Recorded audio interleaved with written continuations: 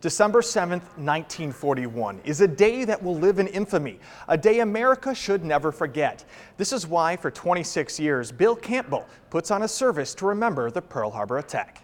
Many of you probably remember at one point there was a phrase, remember Pearl Harbor. In the chapel. And that was because it was probably one of the biggest things that had happened in our country to that point. A small number of veterans gathered to remember. Unfortunately, as time went by, there became a little bit of a lostness to what took place at Pearl Harbor. Bill Campbell worries we are forgetting the day that took the lives of 2,400 Americans. We're here to make sure that Pearl Harbor is not forgotten and the significance of that.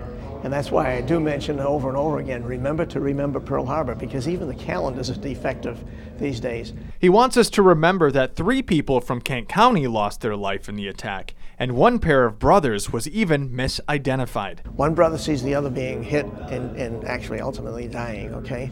The word comes back to the family, okay, that one brother was dead. We find out in February it was the other brother that had actually died. Herb Elfring. I was 19 on December 7th, 1941, so today I am 93. He was in the Army and was camped on the shoreline of Pearl Harbor. First thing I heard was a line of strafing bullets going across the road, hitting the blacktop.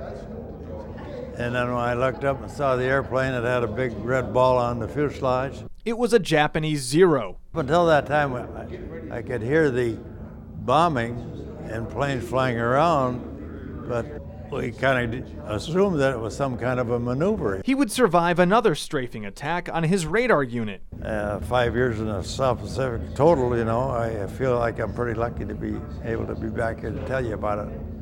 As of 2 years ago, about 2,500 Pearl Harbor survivors were believed to still be alive. Herb Elfring hopes to return next year to mark the 75th anniversary of the attack. Steve Zagman, WZZM 13 News.